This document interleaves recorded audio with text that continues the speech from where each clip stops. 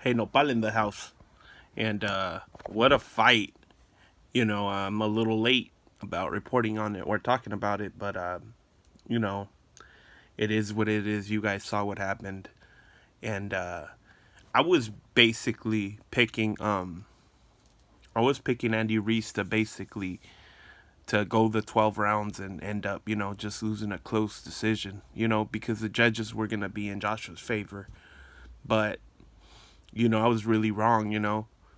I didn't expect Joshua to fight so close to Andy Rees. I knew that if had he fought in the pocket like he actually did, there was a possibility that that would give Andy Rees a chance to clip Joshua. I knew that. I mean, anybody that knows boxing knows that that's basically an obvious assumption. Because Andy Rees does have very fast hands, and uh, I just wanted to congratulate Andy Reese for his victory, and I actually wanted to uh, say that it's amazing when you see a fighter like Joshua, who was on top of everything, and yet there was suspicion that he wasn't, as other people put in the question before, that he wasn't a humble guy, and that he was just playing an act. But we saw how graceful he was in defeat, and you know he's he was such a good sportsman. And that I've noticed that the people from the UK and people from also from Ireland, from Irish, all those Europeans, they've they're really good sportsmen. When they lose, they know how to lose, and I just wanted to give them props for being real good sportsmen, and knowing how to lose. And there's always a chance. You always get a chance to redeem yourself, and he already, just with that attitude, Joshua proved to be a good champ. And it was a breath of fresh air to see two guys respecting each other the way they did. No bad blood, stuff like that. Of course, one, you know, it comes with the territory. Somebody has to win, and this time it was the Mexican who won. And that, on a positive note,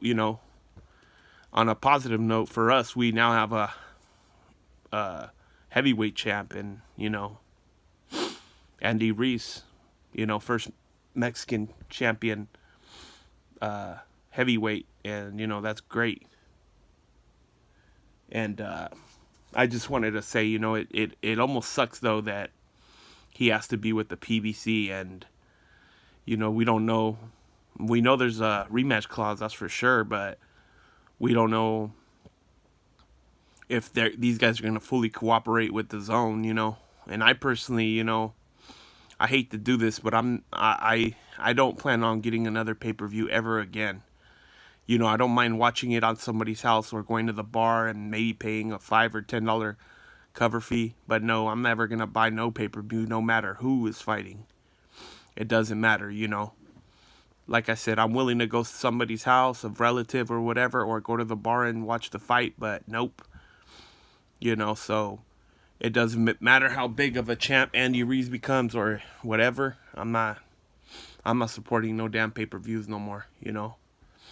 So you know that's the part that sucks for me personally, is that you know the right champion won, but the wrong side won. We know these guys are just holding up fights, and they only want to fight in house, and that just, it sucks, man, because Eddie Hearn, took that risk, and he said that he, everything up into this point that Eddie Hearn has said that he's gonna do, just like De La Hoya, they do it. But these guys get no love.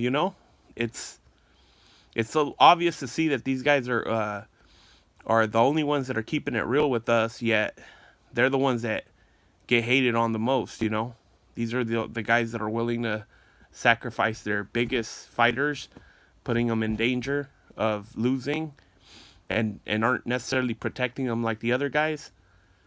And they end up losing like this. That's the only part that's bittersweet. You know what I mean? you know. All right, Nopal in the house.